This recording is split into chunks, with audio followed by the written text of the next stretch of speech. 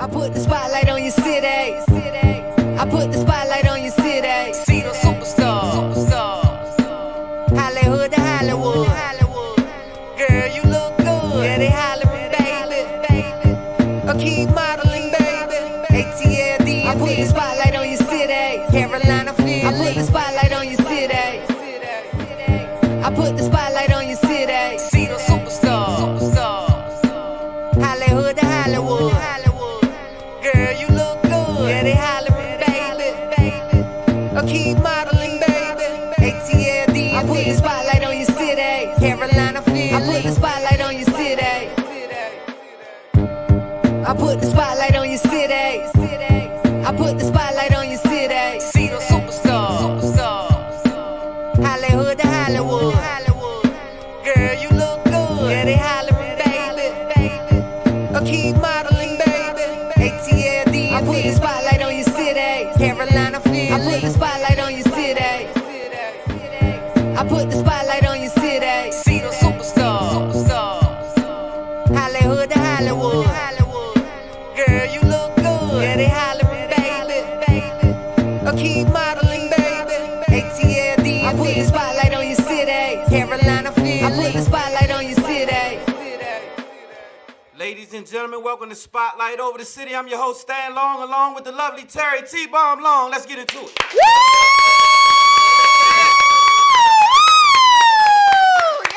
Hey, do y'all hear that? And you can feel the energy, right? Can y'all feel the energy today? Yes. Well, today, welcome to the DMV. Everybody at the sound of my voice. LA, Philly, Chicago. You already know Atlanta. Salute. Somebody said Florida was in the building. Who left out last week? I don't know, baby. Well, I'm sorry if I'm leaving you out of nowhere in different cities, but I appreciate every one of you guys at the sound of my voice. We have a really, really, really big show today. Yeah, It's tell them different. about it. Totally different show. This show is something that we all need for our communities. I hope you guys can build around this, share the show, make sure you get people to get in front of this because we need to really talk. as a Yes, family. we need to talk. We have a real dilemma, right? We're going through some things. We have violence in the street that's causing more death than any COVID or anything close to that. That's We're right. not talking about it. So let's talk about it today on Spotlight Over the City, and welcome aboard. Welcome aboard, you all. It's a Thankful Thursday, so those of you all who are watching us on Facebook, please share the show. Share the show. It's very important. Share the show, please, if you can. Also, tell us something that you're thankful for today on this Thankful Thursday. As my husband said, this is a very important show. It's a very special show, something very different than we normally do. And we want everybody out there to please be tuned in. Stay locked in for the entire show today. I promise you, you won't regret it. We've got the village speaking today. That's what Yep. I'm going to say. We got a whole lot more to tell you about this later. CJ Blair's our family. He's going to be talking about who's here and what they're here to talk about a little later in the show. And I want to say a special thanks to CJ Blair. Go to at CJ Blair Speaks to follow him. This young man is nothing short of amazing. Shout out to SOS, Marvis, the whole gang, everybody in the building. We thank you guys. Red Grant, the whole gang. Everybody Yes, that's gang, aboard. gang. We thank you, we thank you, we thank you. Sharice Crawford, everybody that's aboard, we thank you for coming and being a part of this platform. The mothers who have lost to this gun violence, we really appreciate you being here. Our condolences, and we're going to try to see if we can heal. That's it's right. a process, so we're going to be a part of it. Let's go. Let's go. Before we get into the show, we always like to shout out Black businesses every week. That's our way of giving back to the community. We are the People's Champ of Media, so we like to shout out Black businesses. This week, Grow Golden is a new program geared to accelerate pandemic recovery efforts for businesses, Black businesses in D.C. Grow Golden will connect entrepreneurs, including makers, restaurateurs, and creatives in the D.C. area to building as owners and filling high-profile ground floor space with pop-up retail shops, y'all.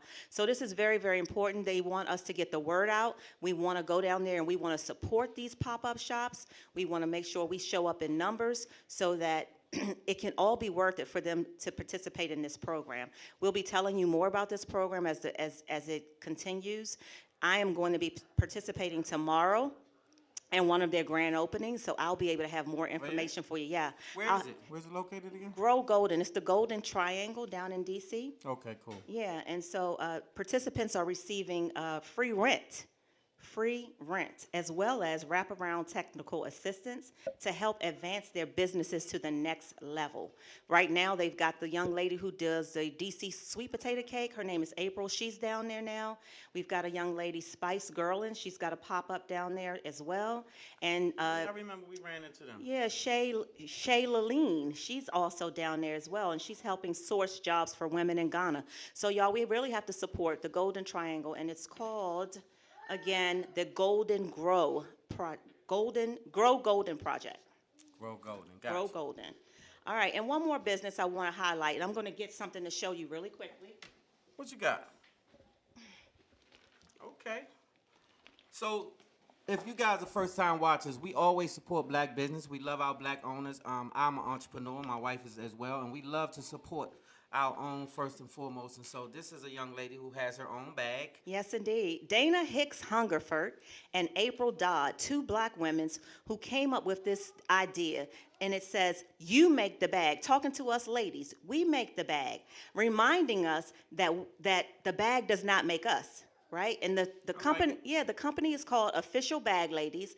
And to order one of these bags, I have one of the special editions, so they only made 4 of these with the splatter. You got the special. Yeah, they only made 4 of these with the splatter. But hey, Reg, she got the special, Reg. yes, I got one of the only 4 made of this one, but they have tons of other colors, you all. They have an amazing line, and you can order on there. You can DM them on Instagram, Official Bag Ladies. Official Bag Ladies. Dana, I'm very, very proud of you. Those of you who don't know, Dana was the first host of Spotlight Over the City, co-host Exactly. with She was the first Stan co-host. She before started me. this when we first started. So shout out to Dana. Now she's moved on to doing some other things, and so we salute that as well. So We make the bag ladies. They don't make us. y'all make the bag. Let's Yes. get it. What's happening? On Fridays, every Friday, y'all, at the Hard Rock Cafe on East Street, Vibe Band. We want to support. Again, this is a local band. We love them. They're our family. They're going to be partying with us on our yacht party. We're having a yacht party So- September 26th, you guys, and we're gonna get right to it. So don't forget about Hard Rock Cafe on Fridays with Vibe Band. Stan and I will be there Yep, with come them party tomorrow with us. night. Come party with us from 10 to 2 p.m. at the Hard Rock Cafe. September 26th, save the date. Make sure you get in touch with us, inbox us for tickets. We got a big party coming up on the yacht, leaving out of Annapolis, Maryland. Inbox us for information. Yes, indeed. It's going to be lit, y'all. September 26th. All right, Spotlight News. We got a little bit of news for you, and then we're going to get on with the get on. You got your professional voice on today. Yeah, I got my professional voice on. My I'm husband like, told me, where's Terry at? he Where said the- I couldn't be my normal crazy No, I self didn't today. say don't be crazy. I said don't go over the top. We Don't need the be energy, over though. the We top. need the energy, baby. We So, need the other stuff. Spotlight News is sponsored by Shea Butter Like Whoa. Shea Butter Like Whoa, y'all listen, we tell y'all about them every week. I just re-upped, and I actually tried some new scents this time, so I'm going to be able to tell y'all about my new scents next week because I got my shipment today. But Shea Butter Did you Like get Manny? I You Manny, didn't, but I will. I will get you some, honey, but I got you a different brand. I got you a different scent because I want you to try it. I actually want you to put it on tonight. Shout out to Terry, Yes. too, the CEO. Yes, okay, so Shea Butter Like Whoa, you all go to www.sheabutterlikewhoa.com, put in SPOT20, Spot Spot 20, 20, get you a and you get 10%. you a 10% discount because you're a part of our Spotlight family. SheaButterLikeWhoa.com, all right, go there today, and so you can be summertime fine, you know. Even before- though the summer's ending, fellas, That's I all know right. you think you're going to duck out, but I promise you, women look at your ashy feet and your ashy elbows and all that, so please put that shea butter on. Shea Butter, that's the Red, the make sure answer. you got you some shea butter. Red, Shea 'cause Butter Like I'm telling Whoa. you now, man. That's right. You need to do cannot be ashy. it. Don't be ashy. We not playing that. No Whoop that- ash. Whoop that ash. No ash. Listen, we're not doing Name That Song, but we are going to go right to Question of the Week. Question of the Week is sponsored by Umbrella Therapeutic Services. Umbrella is DC's most reliable and trusted behavioral health organization. They provide community support, medication management, and therapy for individuals and groups.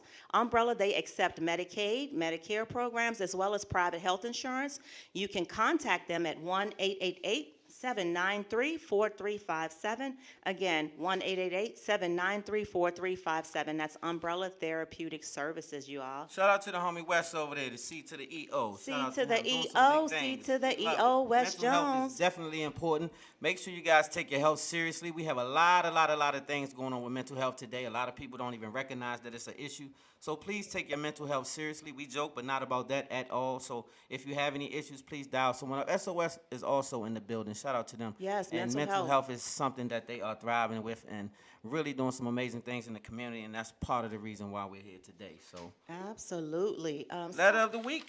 You wanna do? Okay, yeah. Go ahead. And do So this letter is catered to this show because normally it's about relationships, but we picked a letter that has something to do with the actual situation. And just so you all know, question of the week, people submit questions to us every week about their relationship issues, and we read them on the air. This week, we picked one because sometimes they don't get it right, and they send us stuff just about their life, and that's Yeah, what in happened with general, this letter. right? And so this letter right here was tailored actually for this situation, so we thought it was a good one. And here we go. The other day, I was driving to the cleaners as an aggressive driver came up on me with a high rate of speed. I switched lanes to get out of the way. The driver sped up and switched lanes as well. Now I started to feel threatened, so I grabbed my handgun and placed it on the seat. The driver came on my passenger side and asked me if I had a problem. I said, "It seems like you do, Slim." He then asked me to pull over. I tried to ignore him, but at the next light, he got out of his vehicle and went into his trunk and got a duffel bag. Now I'm feeling really threatened, so I cocked my gun and put it in my lap. At the next light, he pulled over and signaled me to come. I continued straight, but now I'm clutching because I'm ready for him to try to run me down. I'm ready for him to try to run down on me. He didn't pursue, so I was thankful because he would have forced me to shoot him. Do you guys have a better way of handling this situation if it occurs again? That's a tough situation. Let me just weigh in real quick because I do have to have chats with my husband a lot because I want him to understand that none of these goofies out here are worth your time in prison or. Right, I know. I'm just telling you that this is my take on it. So when this person, whoever this guy is, you see someone who's doing this and they running up on you, you know that they're goofy, all right? That's off the break. You know that. So don't give them any ammunition. Don't mean mug them. That's why I was using you as an example. We're talking the letter. Right, that's what the letter. And So he pulled up and he probably looked away and then the guy's like, "What's up?" And this person is saying, "No, it looks like you got a problem." My thing is, if you just look straight face and don't even block the goofies out, you don't even have to get to the part about going to the trunk. But this guy tried to ignore the situation is what he's saying in the letter, that I was trying at all means to try to avoid the cause. Like I didn't want any smoke, basically. And so this other guy was pursuing him. So what do you think? And so I do agree with what you say. You have to definitely tune down the goofies because they're available. And sometimes mental health plays a part of that. Sometimes it's the way you were raised. Sometimes a lot of things play a part. You have some young kids out here that's raising siblings, mothers on drugs, father in the penitentiary, and they have no means of understanding what you do. And so because of that, you have to think for both of you guys is what I do see. So I think he kind of did that because obviously he had a weapon and he could have used it, and he chose not to. But what I will say is I do agree with what you say. You have to ignore the goofy. So if you had that situation, if anybody in the audience had that situation, do you think that this young man was right for even clutching a pistol, first of all? And second of all, do you think that it's safe to like sometimes it's unsafe to totally ignore a situation because it could cost you your life. And that's the problem that we face. See, so that was his dilemma. He was stuck between a rock and a hard So place. meaning he didn't know if when he went into his trunk and got his duffel bag and said pull over, he might have been trying to do something. Yeah, Obviously. I mean, at that point, you never know. It makes you feel unsafe. So all I'm saying is kudos to him for keeping his cool. Yeah. At the cooler heads will most of the time prevail. So as the gentleman with the cooler head, he won on that one. So that was agree. a win-win because he didn't have to kill and he didn't be killed. So that's a win-win situation. That's a win-win. Let's move on. That's a win-win. All right. Well, that is it. I mean, I did have this lady, Victoria Boyd. Have y'all heard about her this week? Victory Victory Boyd. She was supposed to sing tonight to open up the NFL, the kickoff. game is tonight, yeah. Yeah, and they told her since she's not going to be vaccinated, she can't do it. So they kicked her to the curb. Today. And she will not be singing. Amazing black woman, amazing black artist, and she exercised her rights, her religious reasons, and said, I'm not getting the vaccine. And the NFL told her, well, you can't sing for us. So we're going to get into some of that today. We're talking about vaccinations. We're talking about the violence in the streets and all these different things. So Yeah. Yeah, And the so- season kicks off tonight with Tampa Bay Buccaneers and the Dallas Cowboys. yeah, whatever. American team. Boo, boo, boo, boo. We're not here for that. You ready to upset the crowd. Listen. So, yeah, boo for you, Terry. You a loser for that. Listen. So at the end of the day, she a whole loser for that, right? See if- So at the end of the day, we're gonna end our segment here. Thank you guys for tuning in, and now we're gonna turn it over because we're gonna get down to business. We need to reserve the rest of this time for what we're here for. So. We do. I think we're going to open it up. We're going to open it up with a Young E class, or no? We're going to do a quick No, we're commercial going to break. commercial break. So we'll be right back right after this commercial break. Spotlight over the city.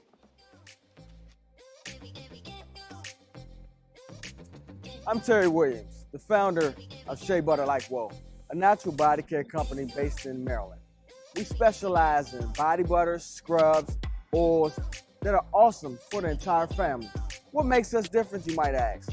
We use only plant-based ingredients in our products. We've been curating our products for over 10 plus years, put a lot of love into our products, and the process is what separates from others.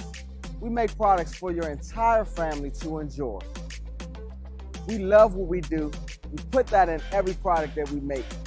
And we want you to try us out today.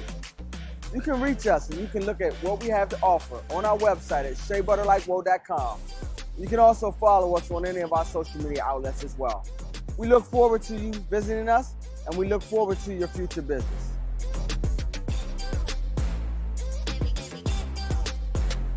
Visit us today at SheaButterLikeWhoa.com. I put the spotlight on your city. I put the spotlight on your city. See the superstars. Hollywood to Hollywood. Girl, you look good. Yeah, they hollering, baby. I do this for suffering children and checks from government buildings. A dope boy who made a check from other than dealing. What a good feeling when they know you 1 in a million. The feds bury half of my niggas under the building. Don't judge my life now, looking cause I've been mad stressed. On tour with the Locks and had a project address. Before this rap issue, all my direct assets came from high risk hazards. You know, Pyrex glasses. A long way to the Prezi from the Timex Classic. I got lines from a year ago that y'all just catching. I thought smart, then I grew. Got to find out it was true. Money changed the people around quicker than it changed you. You know what Big said? I'm good long as the kids fed. How niggas stole dirt on your name and then beg. Nah, we don't feel sorry for niggas. Get bread, cause for them California kings, we slept in a twin bed. What's a king to a god? I'm gonna live forever. I'm gonna live forever. This for hoes who's over rich, and you get it rolly too. Cause if I'm up, we gon' shine together.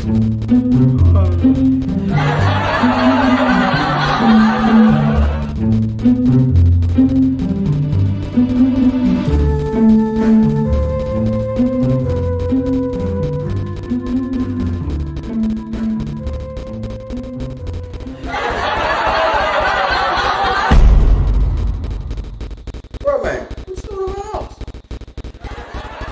Nothing. Just chilling.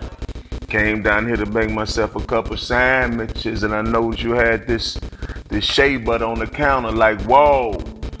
So I thought I could borrow a couple of them, man, cause my little honey, she been ashy lately. What she using on her skin right now, bro? Now, that's a little personal, but since you asked, I've been using that hotel lotion, and you know, like. After I put it on, after like 5 minutes, it's like she right back ashy again. Yeah, bro, man, that hotel lotion is no good. She needs Shea Butter Like Whoa. That'll keep her moisturized all day long. Shea Butter Like Whoa. Alright. Can I borrow some? Yeah, bro, man, I think she'll really love it. So this one's on me. Appreciate that. And bro, man, don't put it on your sandwich. Nah, but I'm sure gonna butter her buns.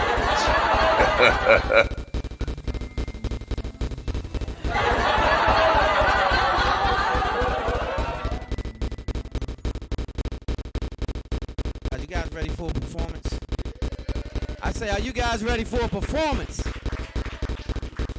Without further ado, let's give it up for the one and only, the big homie E-Class in the building. Let's go.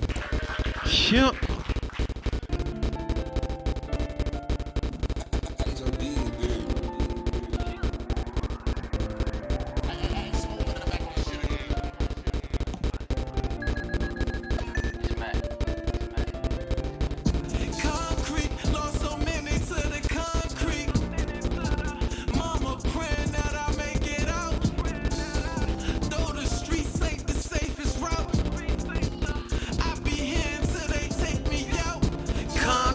Lost so many to the concrete. Mama praying that I make it out. Though the streets ain't the safest route, I be here till they take me out. Concrete, lost so many to the concrete. Mama praying that I make it out. Though the streets ain't the safest route, I be here till they take me out. Concrete, lost so many to the concrete. Mama praying that I make it out. Though the streets ain't the safest route, I be here until they take me out. Pay attention, crimson in my vision. Mac 11 shell catcher, better keep your distance. Off to the concrete, off this pavement made a living. Picture what I witnessed, picture what I'm living. Picture what I witnessed, no, picture how I'm living. Them dead bodies, them memories encrypted. Menace to society, they ain't scripted. Boys in the hood, I ain't going out like Ricky. Send me switch the clock, cause these nights done got tricky. Murder rate rising, anytime you know the cane involved. Double spinning, hit his body till his frame dissolved. You know we play for keeps. If you take one of mine, I'm taking one of yours for weeks. Life ain't cheap, 100 years old coffin. SK bullets, bottle nose like a dolphin. Nightmares, put my life fears all in light years. Concrete, lost so many to the concrete. Mama praying that I make it out. Though the streets ain't the safest route, I be here until they take me out. Concrete, lost so many to this concrete. Mama praying that I make it out. Though the streets ain't the safest route, I be here until they take me out. Try and stay calm, palming on this long arm. Paranoid, no sleep until they all gone. Send a word out. My niggas drop a cherry bomb. That ain't fireworks, broad day ironworks. Remember me, now we just a memory. Silly me, Sicily E, thuggin' in these city streets. Penitentiary chances I take just to let niggas speak. Golly, these diamonds geek like honestly. These niggas might be with the one, but they don't want no parts of me. This Draco mash and cottage cheese, these bands on me like hands on me. So please, please, please, please, please don't put no hands on me. These diamonds dancing jazz to tea. They know I'm thirsty. Ask for me. Concrete, lost so many to the concrete. Mama praying that I make it out. Though the streets ain't the safest route, I be here until they take me out. Concrete, lost so many to this concrete. Mama praying that I make it out. Though the streets ain't the safest route, I be here until they jump.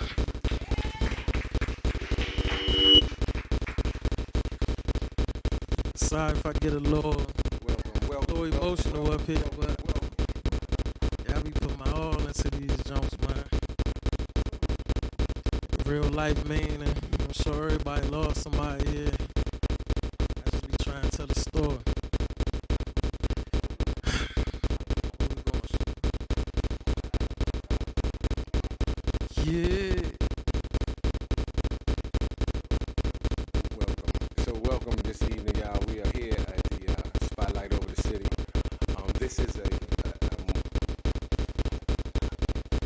momentous occasion for the simple fact that we call it SOS. Anybody know what an SOS is? It's a distress call. It's a call that says save our souls or help us. But the thing with an SOS call is that there's someone that responds to the call. So you have the people that's saying we're in dire straits and we're in danger, please help us now. But then you have those that answer the call. The first responders. SOS is known for distress, but we normally see it in boats. Like when a ship is sinking, it's saying, save us, save us, save us. But that call that's going out from that sinking ship is being received by people who are in a position to help that ship from sinking. So if we look at the state of our community, and we look at the state of our young people, from the pandemic to the gun violence to everything that we see, if our people, if our community was a boat, would it be sending out an SOS signal? But let me say that again. If our people and the conditions of our community and what we're seeing with the youth and the young adults and the murders and who those murders are committed by, if our people was a boat, would we be sending out an SOS call? Now, after you ask that, you have to ask yourself, am I on the boat making the call? Or am I the individual that's somewhere on dry land that's in a position to help those who have made the call? So tonight, to take over this city, we have called the people who received the call. Over the last 2 weeks, we've seen some tremendous things, some things that make us shake our heads, simply for the fact that we know that we become kind of desensitized to murder and violence, and we see so much of it. But over the last few weeks, there's been an outrage and there's been a cry in the land. We have parents here who have been subjected to gun violence. We have individuals here who have been in the news as a result of those gun violence, those acts of violence. So if not now, when? And if not us, then who? So tonight we assembled those people to answer those SOS calls. How many of you know we can't plan an SOS? You can't plan a random act of violence. You can't prepare for it because it came at random. But even in that, you still have to have what we call first responders.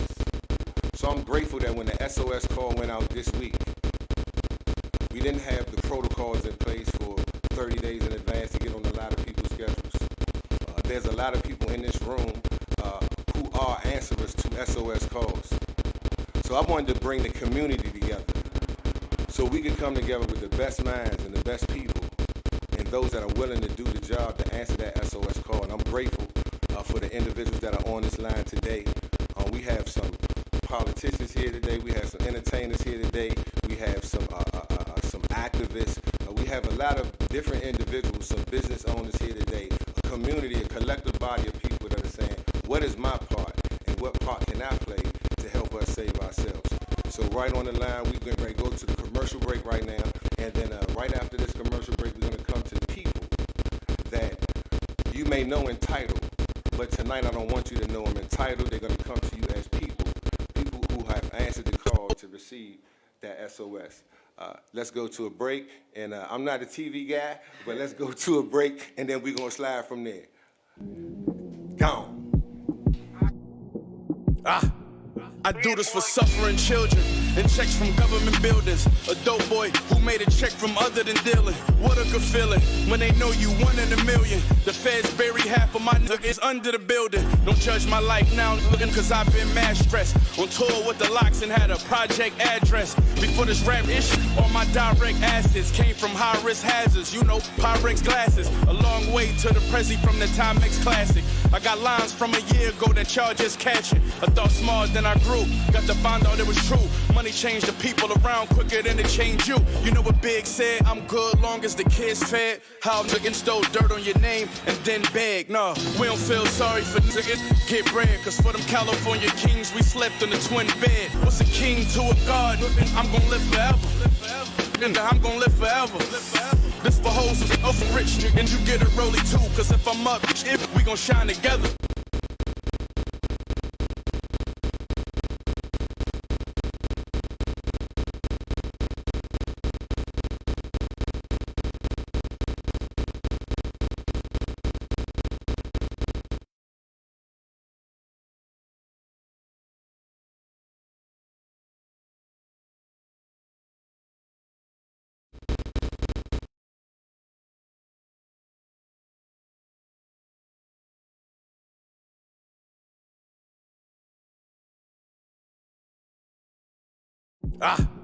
I do this for suffering children and checks from government buildings. A dope boy who made a check from other than dealing. What a good feeling when they know you one in a million. The feds bury half of my niggas under the building. Don't judge my life now, looking cause I've been mad stressed. On tour with the locks and had a project address. Before this rap issue, all my direct assets came from high risk hazards. You know, Pyrex glasses. A long way to the Prezi from the Timex Classic. I got lines from a year ago that y'all just catching. I thought smaller than I grew. Got to find out it was true.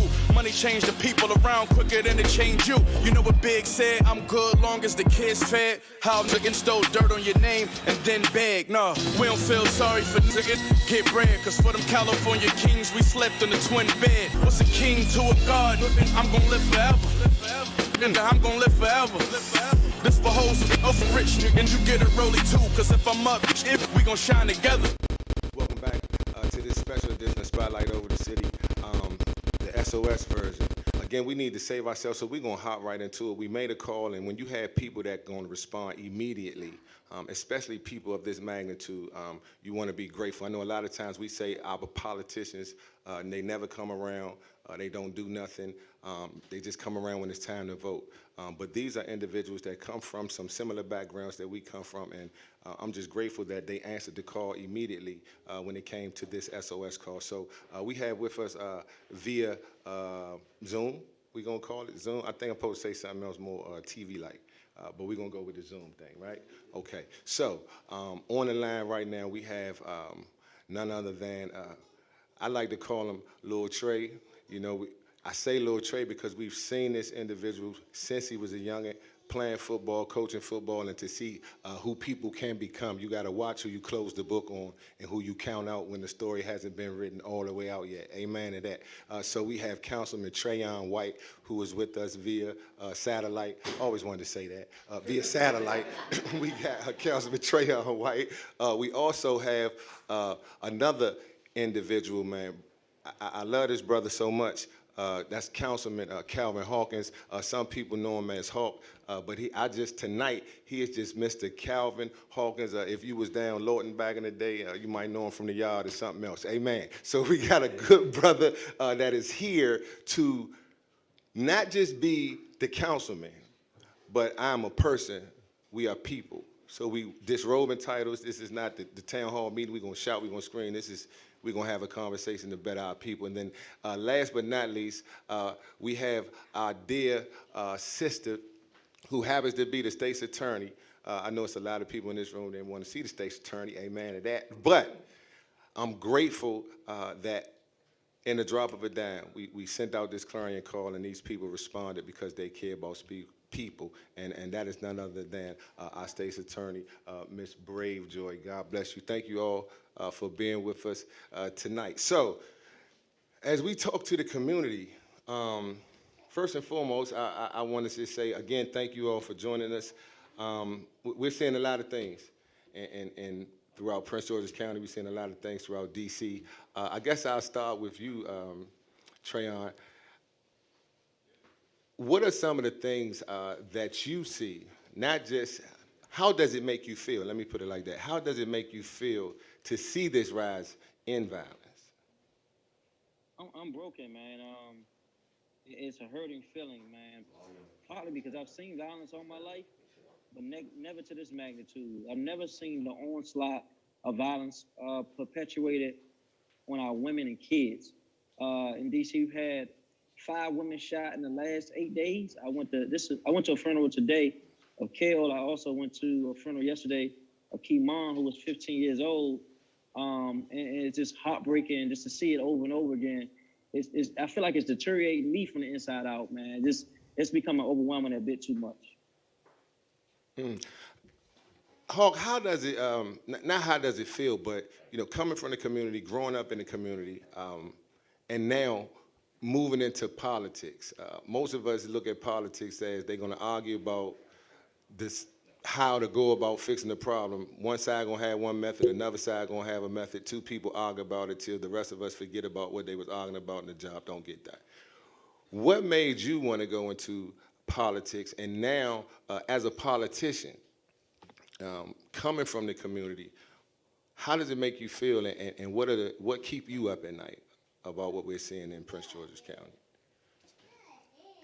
Thank you, CJ. For me, I have always enjoyed politics, and at an early age, my father used to chauffeur Trayon's mentor, then Mayor Marion Barry, and I was always excited as a young person to watch how Mayor Barry would come in. He had that walk about him. He had the street side. He had that brilliance about him. And I would always admire him. And even when I went to Bowie State, I wanted to be like him. And I got into some trouble while I was at Bowie State and ended up doing 5 years and 9 months. But I thought I had gotten distracted. And then my daughter, I was a teenage parent. She was 4 when I went in, and at the age of 6, she had just started school. And one day she came to Lorton and said, "Daddy, when are you gonna be able to go home and go to school with me for Daddy and Daughter Day?" And in Lorton, and you know this, CJ, it was men among men.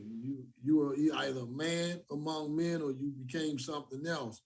And you didn't cry in situations like that. But that moment when I left my daughter at 6 to go get searched and go back to my dorm, that was a transforming moment for me. And that's when I said, the God of my understanding, if you would allow me the opportunity to get out of this dismal crib and go back into society and in the community, I will do what I am supposed to do, so I'll never let my daughter down again.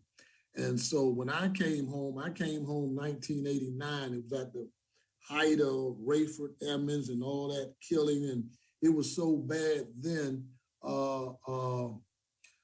Fox 5 had, and I'm gonna make this real quick, Fox 5 had a segment that would come on, and that's how they used to do their news at 11. They started at 10 because they used to do a city under siege, and they talked about all the violence in the DMV. And for me, that was real hard because when I went away, there were more adults dealing in crime and all of that. When I came home, it was young guys selling crack to the older people, and I had not seen that before. And so from my experience and what I'm seeing today, like Trayon, and as I listen to him talk about going to funerals day in and day out, I even felt it. I can't even imagine how he's feeling. And for me, the brothers are so cold-hearted. And you know this, CJ, the code we grew up in, the beef was with the ones that you had to beef with. It wasn't innocent bystanders, little kids, women, kids, grandmothers. All of those individuals were out of that reality. You knew if you violated that, all the other brothers and sisters in that life were going to deal with you. That's not the case now. It's indiscriminate of who you shoot, who you kill. So for me, it's hard as the chair of the county council, it's hard getting my colleagues to understand what's going on in our communities, but I'm gonna keep working to make a difference no matter how painful I have sleepless nights, man. Last thing I'm gonna say is I drive around the community in the wee hours of the morning because the gunfire is not going on, and trying to understand from where I've been why this is going on in the DMV. So I don't have the answers, but I'm here to listen and have this dialogue.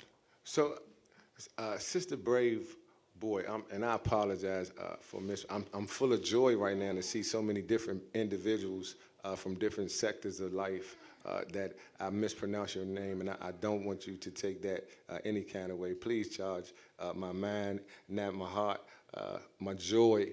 So I said Brave George when it's actually Brave Boy. So as a prosecutor, right? Because you're normally on the other side of the desk from a lot of us in here.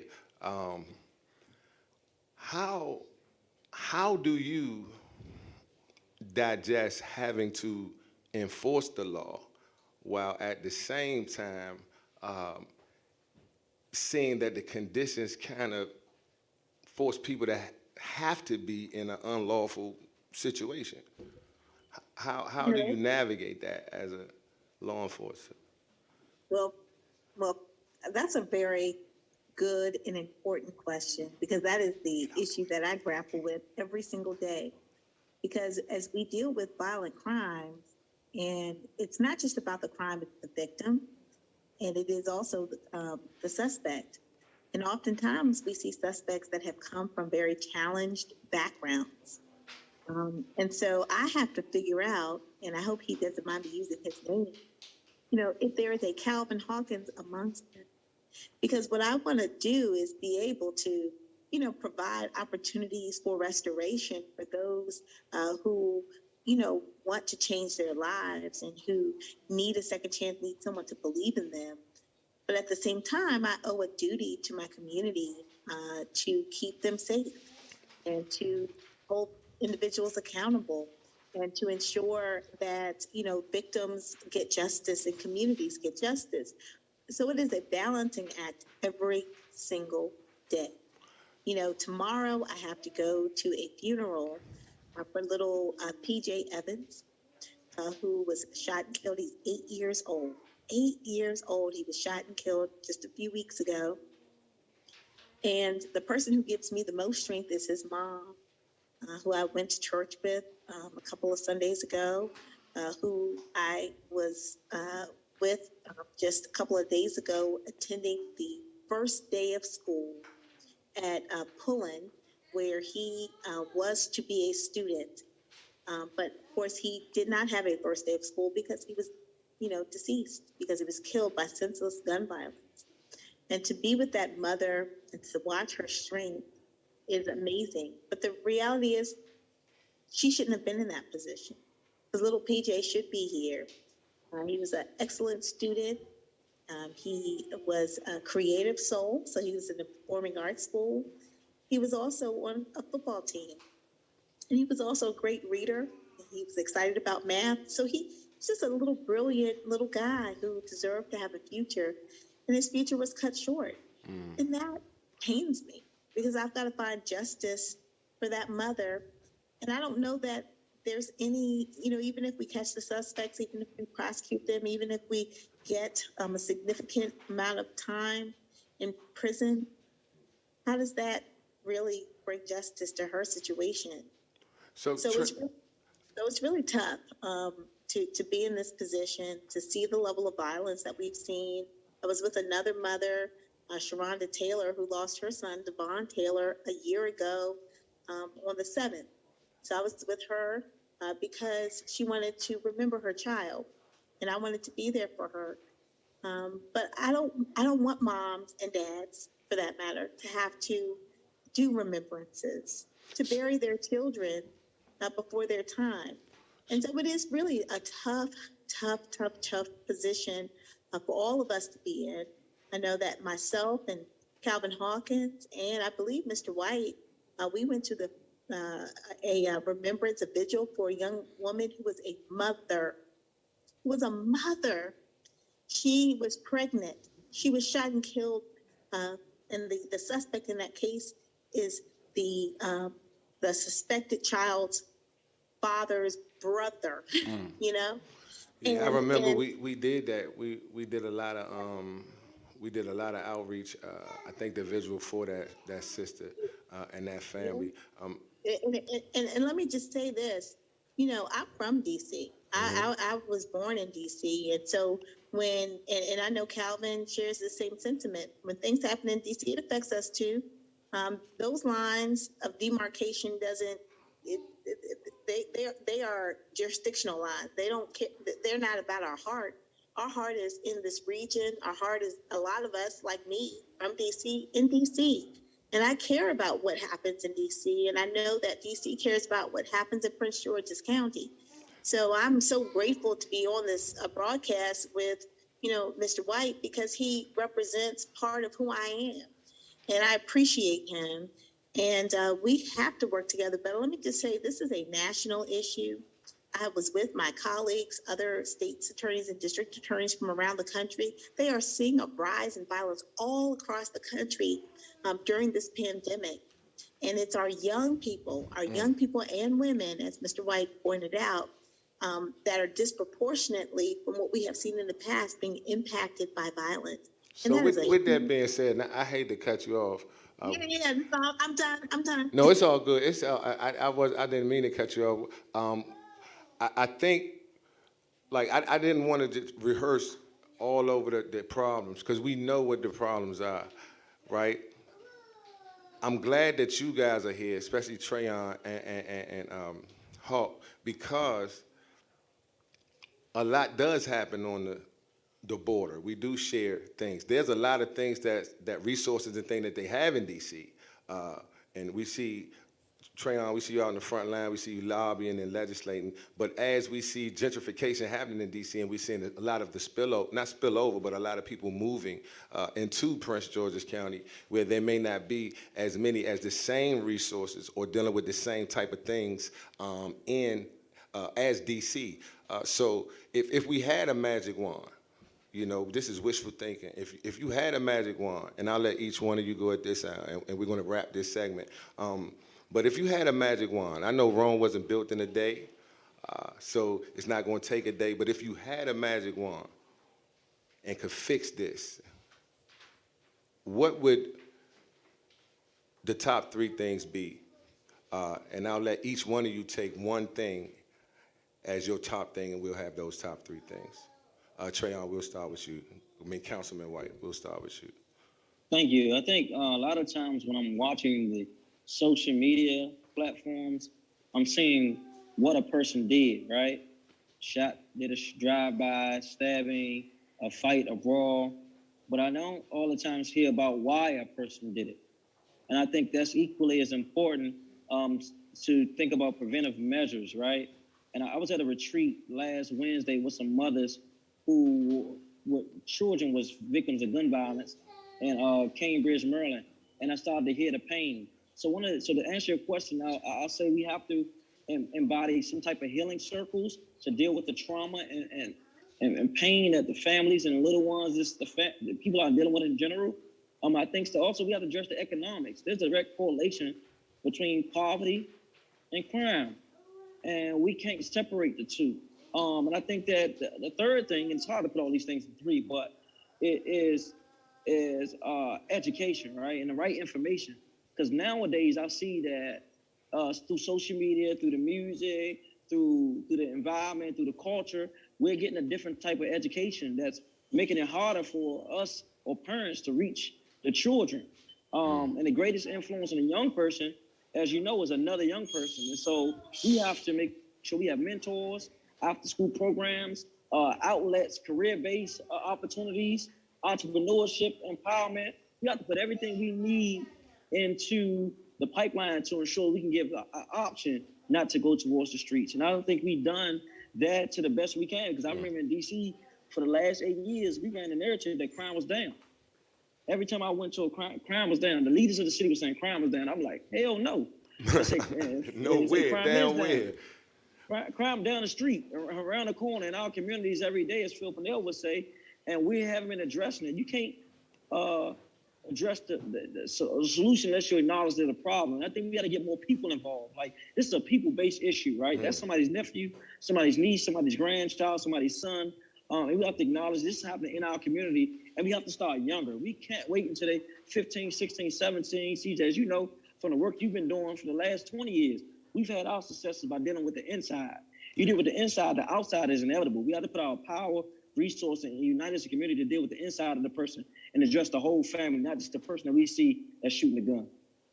Councilman Hawkins, if you had a magic wand to wave, what would the three things be? Trayon said it, but you said a magical wand, so I'm gonna tell you, if it were a magical wand that I had, we will have 2-parent households with fathers are there. That's right. We Come will on, you have can clap for that. conversations. We will have conversations over killings, and we will have a world where equality for all people, no matter your race, is a reality. You said we had a magical wand because Trayon hit the reality of what we're dealing with, not just in Ward 8 in DC, but here in Prince George's County. So I went a little magical, unrealistic as it may be, but I went magical. Well, I guess we'll say the best for last. Sister, you have a tremendous job, and I pray for you, and I'm sure these individuals will, because you're a black woman that's faced with the culture and the degradation of our young brothers and sisters.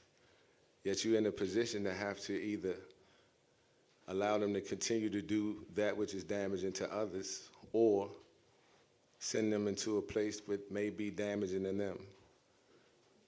So I know it was in the Bible, and I ain't trying to get religious, but it once was a king that had to decide and use wisdom, and they brought the baby out in front of him. Y'all remember that story? They brought the baby out in front of him because he had to judge this situation right. And you have lives hanging in the balance on one side and the other. If you had a magic wand, what would the three things be that you, as a black woman who happens to be the state's attorney? Well, what I would first want is for every child to have someone like Calvin Hawkins or like a Trayon White in their life. Because whether it is their birth father or stepfather or someone who is just a mentor to them in the community, everybody needs somebody.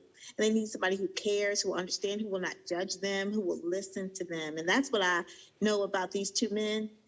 That's why, honestly, I don't believe that I'm the most important person. I believe that they are, because the majority of the folks who are committing crimes in our community are young black men. And they need people like Calvin Hawkins and Trayon White. They need them because they need those examples, and they need people who will give them a second chance and who will care about them and who will create a world for them and legislation for them because they value them. So when Calvin Hawkins, got the county council to pass legislation to, provide opportunities for employers to employ people who need second chances. I mean, that is huge because that means we value people regardless of whether or not they made a mistake. So we need people like them to be mentors and to be champions for, in particular, our young black men. The other thing I think we absolutely need, as Trayon pointed out, is entrepreneurship and economic opportunities. I always look at it like this. What was that song? Cream, cash rules, everything around me. Get the money. Dollar bill. Dollar bills, y'all. Because the reality is we live in a capitalistic society. You need money to live and survive in this country. So we can't pretend like we can survive on social issues alone. Economics plays a huge, huge role in crime because oftentimes people are looking for the basics. Do you know that a lot of these kids who are stealing cars, and I'm not justifying it at all because it's absolutely wrong, but some of them are selling them for just a couple $100s to buy food and stuff. I mean, literally, that's what they're doing. And so you have to look at that. And yes, it's wrong. And yes, we're going to hold them accountable. Yes, we want to keep our community safe, but what are the conditions? What are the economic conditions that are leading people to make these really tough decisions at young ages, 13, 14, 15? And some of the conditions that we find our suspects in living in, terrible conditions.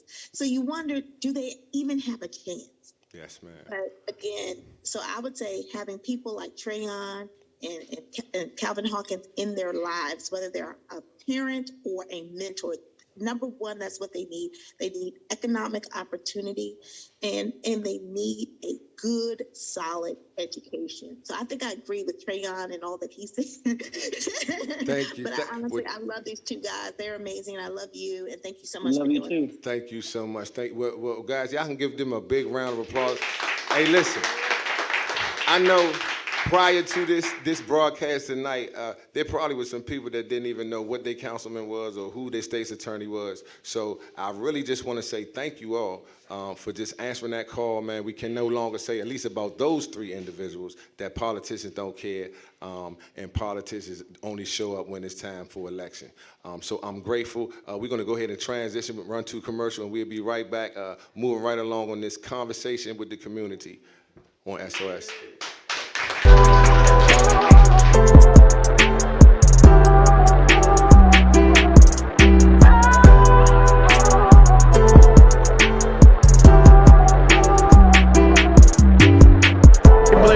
Thank you for coming out of Cookville. Thank you for pricking the hearts of these young people, man. Listen, let me explain something to you. When you get in their house, in their front window, in their yard, they had to understand what this is about, man. This is bigger than them.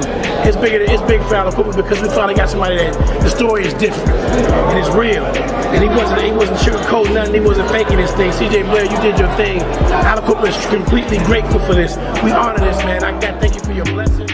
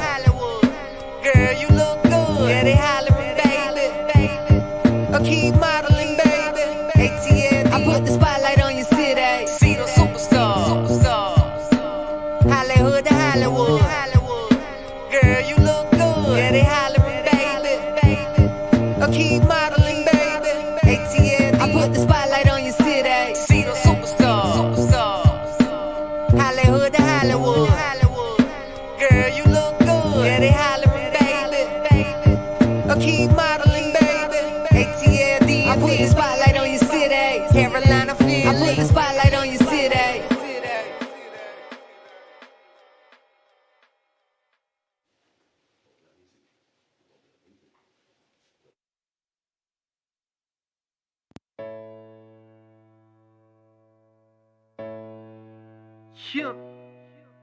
Boss Chop on the beat.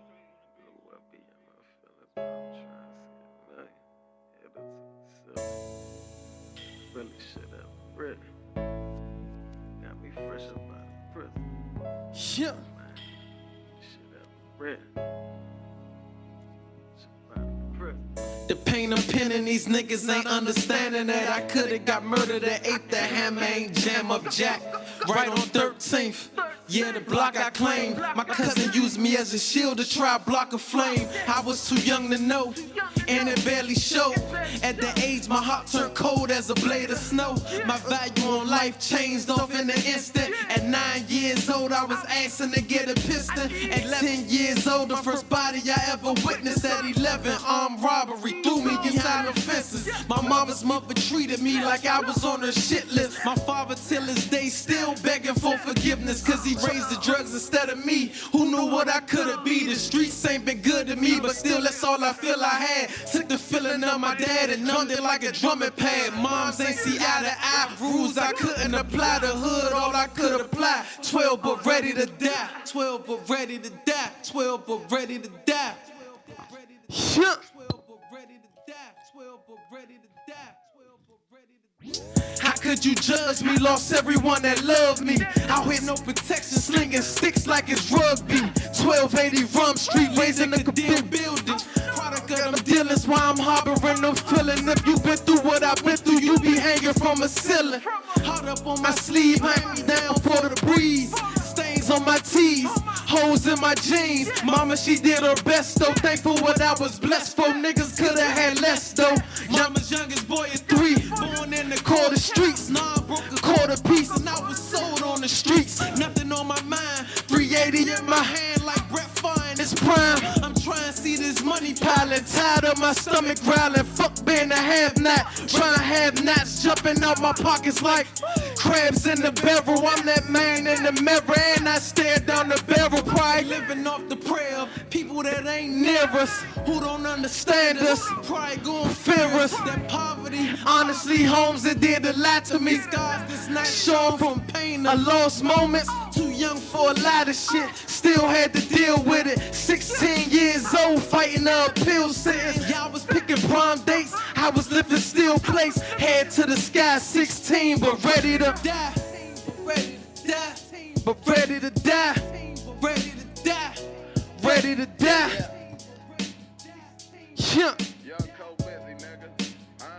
Look, motherfuckers think they know, but they have no idea. Young, thank y'all.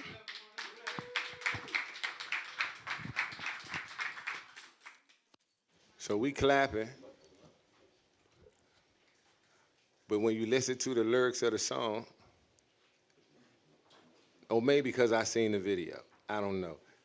But it's a child that's saying, I'm 16 and I'm ready to die. Now, many of us done grew up in that era where it's like, you know what, man, I'm just trying to make it to 18. You know, you ain't gonna live before 18. I wanted to set up a different panel and different individuals to come out because it's not a one situation or one demographic of us that's gonna help this thing get better, because it's not just happening to youngers per se in the hood. We are a community, we are entertainers, we are artists, we are brothers, we are sisters, we are business owners. So I wanted to get the community together. So many of you, you can see these individuals on this panel, those of you that's watching, you know some of them, some of you don't, but they are just, I'm gonna call them all first responders. They heard the call and they said, you know what, I'm gonna be who I am in my industry and I'm gonna lend some credence and some support to be what I am, just strictly what you are. Being what you are will allow you to be greatly impactful in the community that needs you right now. This evening we had, to my right, well, I guess we'll go with ladies first. Ladies first. Always. Ladies first, we have Miss January. We call her January. January's the first, and her name is January. How befitting that you go first. January is here. She is the proud owner, CEO of Black Women Rock, black woman that deals with mental health. And she owns a mental health facility, Community Cares. So y'all help me welcome Miss January. How do I pronounce it? LaVere. January LaVere. How you doing, January? I'm great. Wonderful. And to my right, we have, y'all know my man right here, the screenwriter, actor, producer. I was gonna say something else, but we're on a good platform. Real, yeah. Y'all know my main man, Southeast. Yep. Man, I'm so proud of you. Thanks. Like, I think we want to lend credence and show this platform. That's why I wanted to do it on this platform for people that don't know everything about everybody. You try to pigeonhole people. Y'all know Red Grant, comedian Red Grant, actor Red Grant. Come on, give me some love. Hometown, never fake, never played 50. Kept it 100 all the way through, and we appreciate you. And now you're transitioning into politics, and we're gonna get more into that. And to the right of you, you look a little different up here. How many of you know it can't be all us? Amen. If we're gonna get it together, we're gonna have to have some good people to get with us that don't look like us. Amen. Somebody. This is a good brother here, Mr. Malcolm. He is the developer at oh my God. How do I pronounce it again? Optimum Contracting. Optimum Contracting there. They service DC and Virginia. I think they're based in Virginia, yet they do work in the DMV area, DC and Maryland. Y'all show y'all love for all these tonight. So I guess we'll start with this, with victims and aggressors becoming younger, right? In this segment, we want to deal with our community. What is the role of the community? What is the role of mental health? And what is our role as individuals? I think on the line, we do have some individuals that are on via Zoom. And that's another black-owned business owner in that mental health field. How many of y'all know mental health is crucial right now? So we have, I think we have on the line, Mr. Herb Gray. He is the CEO of Life Enhancement Services there in Washington, D.C. in the Northeast section of town. Is he on the line? Okay, and then also, I hear you, Herb. How you doing? I'm new to TV, man. I'm new to it.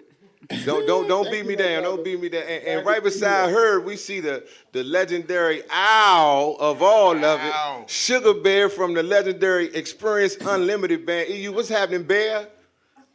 God is great. I'm here. Everything good. How you doing? I'm good, man. I'm good also. So we just want to dive into this, man. If y'all was on and y'all heard the councilman, both councilmen and even the state's attorney, they all pretty much said the same thing, and it's coming down to thinking, and it's coming down to mental health. So let's go with the mental health specialist as far as you, January, and you, Herb. You guys can speak to this. First, being a black man and a black woman, and we'll let the ladies go first. What prompted you to go into mental health? Well, for me, it was very simple.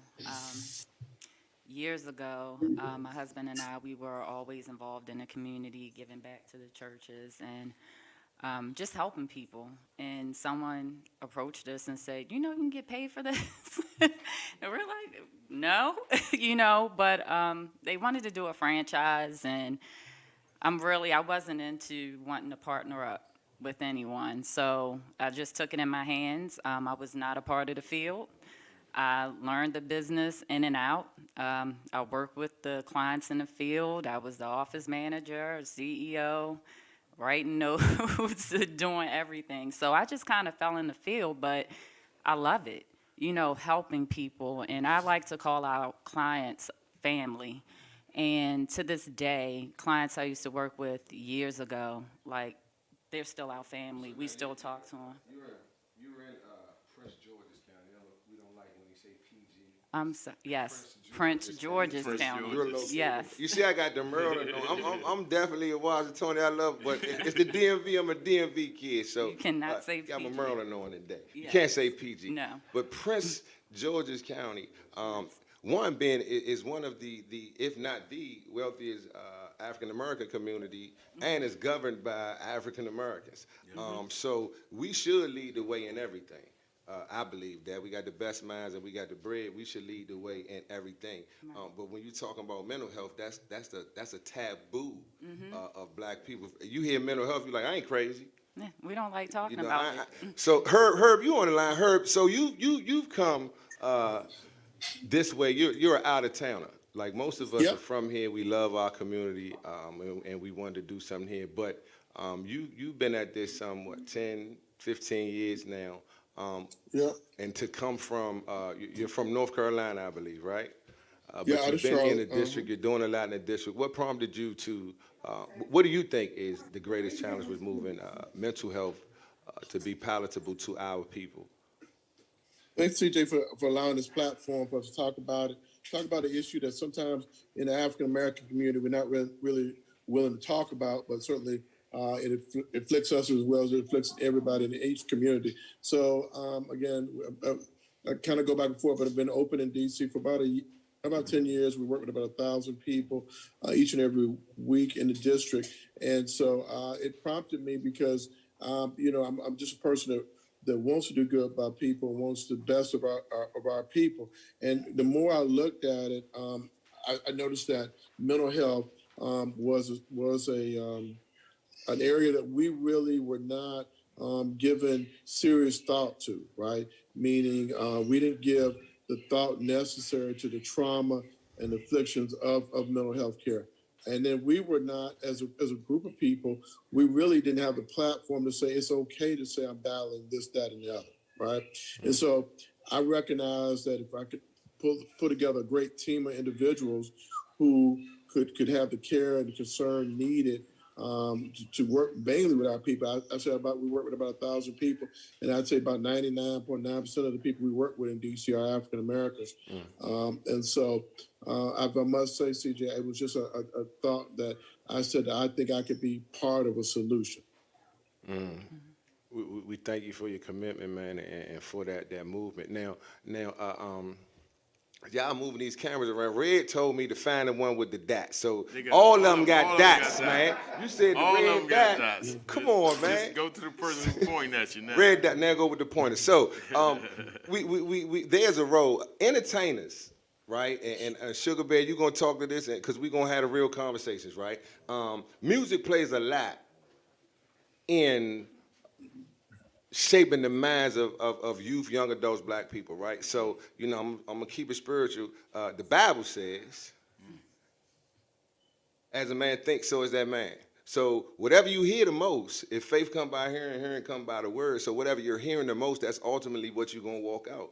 So as entertainers, or do entertainers, Sugar Bear, hold any type of responsibility for the content that's being put out that's kind of shaping the mind of individuals to walk out what they hear. Bear, that's for you. Because you was in the go-go band. I done been to plenty go-go's and jumped up in the air when y'all got to saying, I. And I would normally start a fight with somebody get punched in the eye. Anybody been to go-go in here? All of us. Anybody ever heard EU in here? Do anybody remember when EU used to hit I? Well, let me take you back. Crystal Skate 87. It was a lot of fights outside and inside. So Capital Center, Go-Go Live 1. Go Live, I know. So, Bear, you know, we're seeing a lot of entertainers transition from what we're known to them to do as profession to who they are as persons.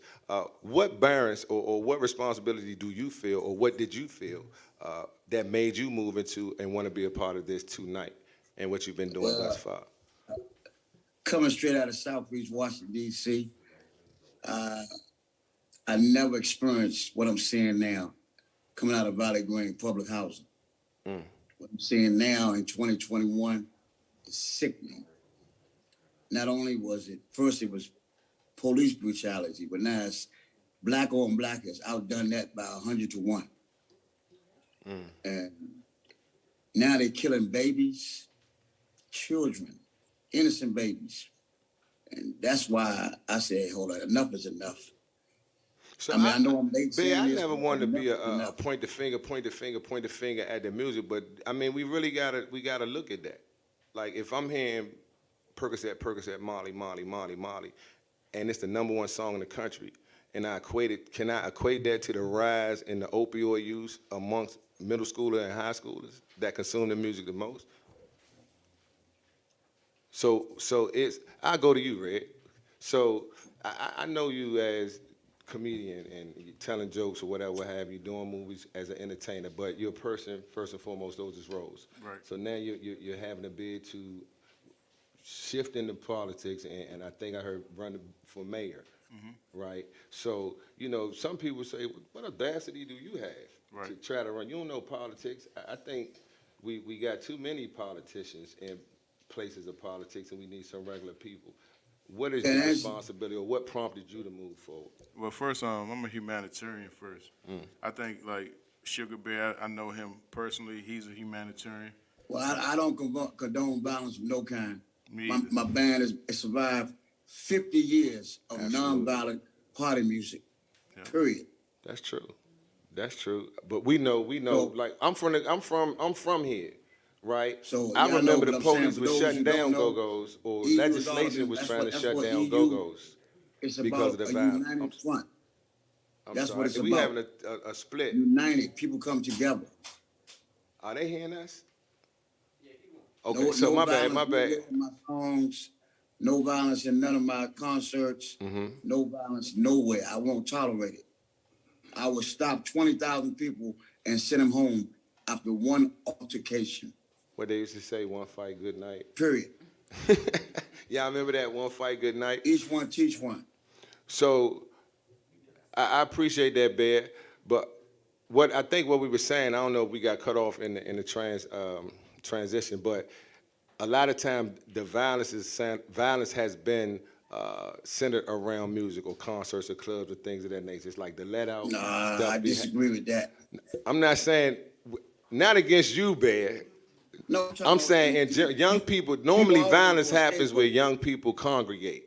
If there's a large crowd of young people sometimes in this day and time, then it's centered around either concert, a gathering, a group, or whatever. So as entertainers, sometimes not putting the responsibility on the entertainer, it's just we know where young people go to gather, and it's after some of those spillouts that we see the violence taking place. Is there anything as entertainers, any type of entertainer, a musician or a comedian?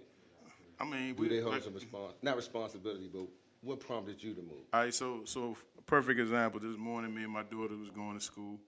Every morning when I take my daughter to Johnson Middle School, we go on IG and we have fun. We party together, right? This morning was a song by Travis Scott. Somebody hit me and said, well, you know, you letting your daughter listen to, you know, things where a dude might talk about, you know, Percocets or whatever.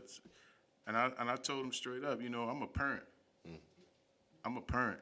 And when we were growing up, you listen to Tupac, he say what he say. You listen to Biggie, say what he say. But my mother was there to tell me, don't do certain things. My father was there to tell me, he raised me right. So I just think I agree with some of the councilmen that, you know, we got to parent our kids better. And the kids that don't have parents, the men in the community and the women in the community need to step up and start parenting again. You know, your sign back here, it says it takes a village. And we got to become a village again. You know, people question, you know, why would Red Grant become, you know, run for mayor? Because of the simple fact I'm a humanitarian first. I care about my community. I saw things happening in my community that I didn't like. I saw people being left out. I saw diversity, inclusion, and equity not being shared. It's just like a lot of things is going on.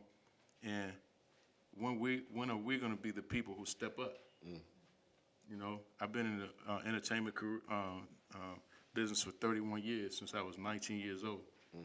I learned a lot, but I've seen a lot over the years, and I've been to different cultures, and now I want to be able to share those cultures with our community and the people who haven't seen these cultures. And, you know, we had Camp Brown when I was growing up. We got outside the city, we saw things. It was run by the brave men and women in law enforcement. So, you know, I don't want us to just look back and look at each other and say, in these times that we didn't do all we could to step up. Absolutely. So I think we all got to step up. You know, we all live in a community that we say is a community, but sometimes we don't all step up. We got to get along. You know, everybody talking about these codes and what the code is, but I don't think people know what the code is. We got to recreate our codes and have our communities thriving again. And we can't blame everybody for the things that's going on. We got to blame what we're not doing for the things in our, that don't go on in our community. So we got to step up. So I'm glad that you said that. When we look at the word community, I don't want y'all to think that we're saying black, right? We are a community of those of us that live with each other. You know, we got black, white, sangria, you know what I mean? Whatever.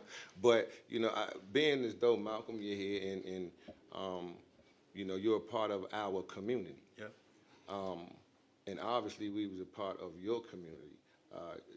Nobody reached out to you.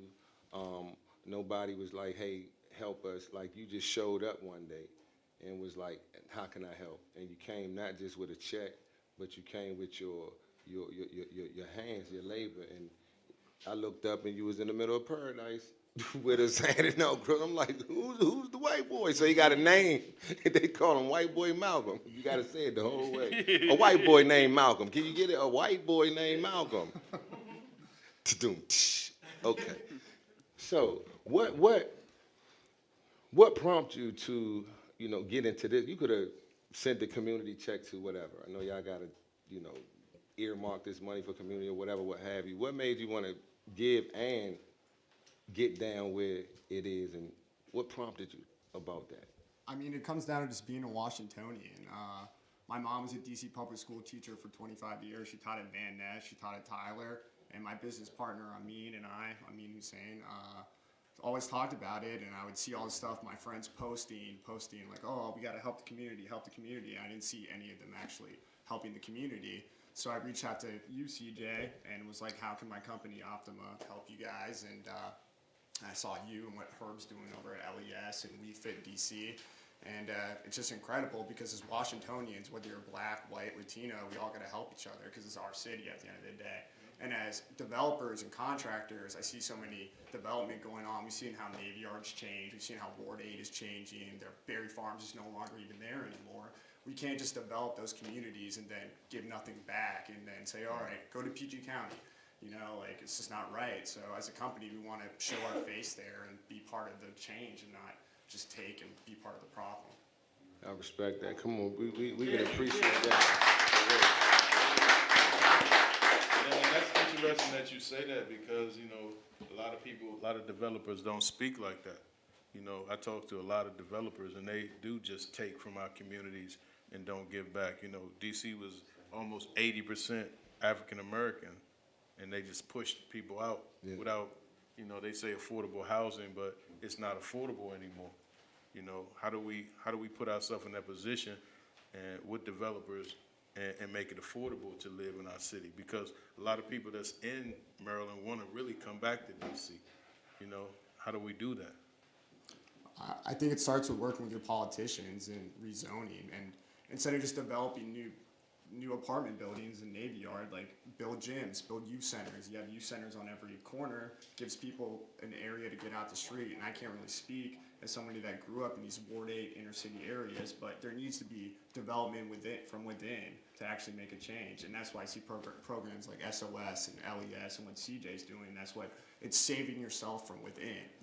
And I think the politicians need to jump on board. I think our current mayor, Muriel Browser, needs to jump on board. And that's just at Optima, we want to join in and do that and help the community from within. So you know what? And that's providing jobs and providing economic opportunities. Like the state's attorney said, it's all economics. No, I agree. I think, you know, you make a better decision with $8,000 than you do with 80. You know, and what I mean by that is I'm going to make as a 15, 16, 17, 18 gainfully employed young man. If my friends come around the block in an Impala, and there's 3 of them, and there's a 4th seat, and they like, let's go spin on these young guys. If I got $8,000 in the house, I might be thinking about going to Cancun or something, or trying to do something different. If I got $80 in my pocket, then that sounds like a good idea. So the economics of it all does make sense. But at the same time, we can build better recs, we can get better monies, we can get these youngest jobs. And I do want to pivot back to the mental health piece and with school, because we sold drugs in front of the rec. We shot out at the rec. The rec became our spot. It became the strip. So I don't think it's a matter of just facilities and programs and things of that nature. Like, we really got to teach people how to think once we get them the job, or once we get them direct to hang out, then what's the thinking? How do you handle conflict? So in mental health, what you're saying, I think the greatest mission field in the world is our schools, right? All our kids are in the schools. And you're right, we got to get better parenting, because when was the last time you've been to a PTA? Or when was the last time you've been to your kid's school? Like, we gonna be honest. I'm a member of my daughter's PTO because I felt like I want to be right there in the middle of it. And I tell parents to be a part of that, because you're right. It's not a lot of people in the PTAs no more, and the PTOs, and we got to get involved. I want to be close to my kids. I went to Dads and Donuts. Y'all ever heard Dads and Donuts at the school? I went to Dads and Donuts at my son's elementary school, and it sounds cute, though. I was everybody's dad.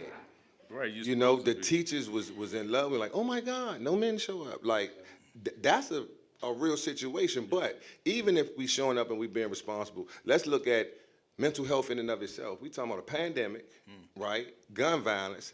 Ask yourself this: when you was in the 3rd grade, did any of your friends get killed?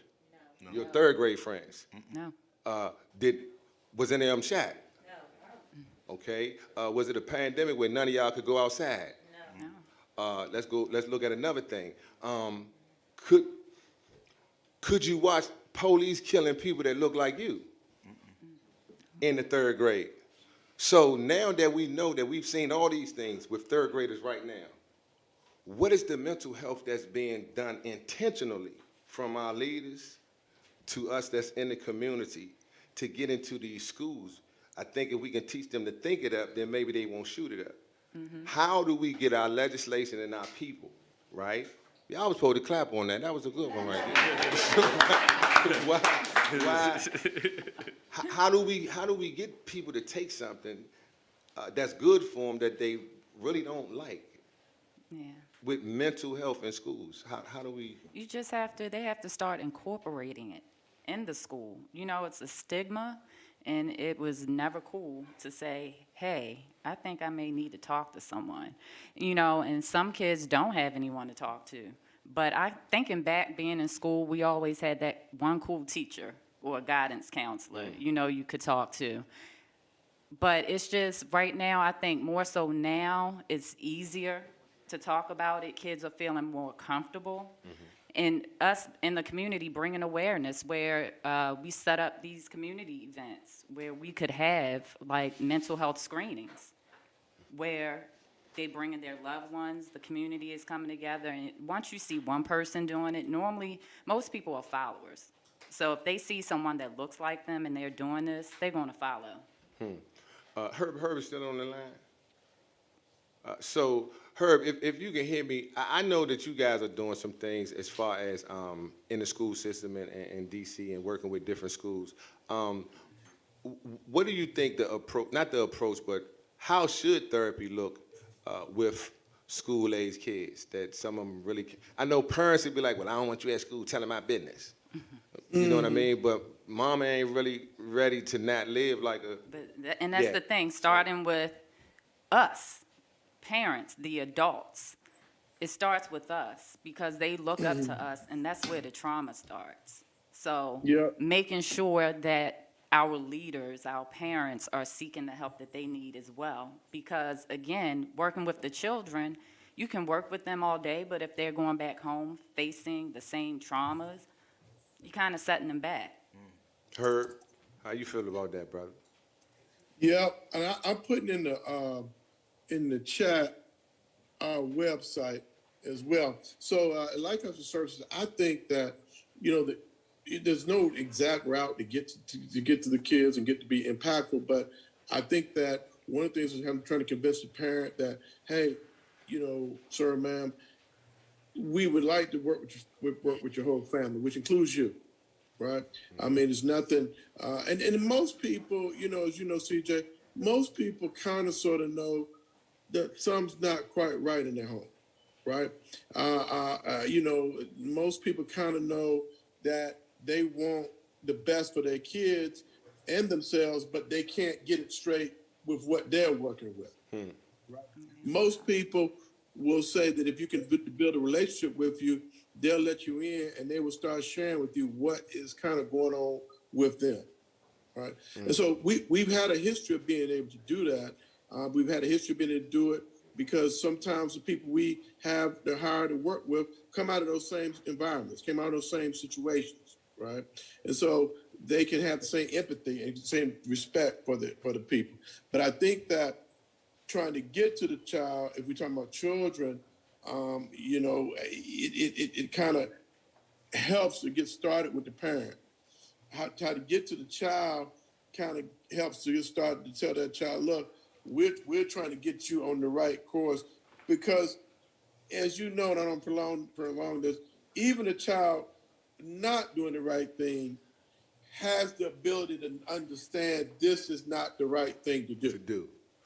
Even if they're doing the wrong thing in the moment, there's some trigger in them to say, this is some wrong stuff that we're doing here, right? And how can we get better? I think that's what the challenge is.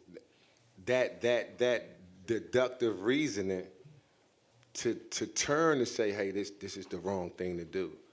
Well, if all you've been taught is this is the right thing to do in your music, to your peers, and there is no parent, no proper parenting in place, then right is wrong, wrong is right.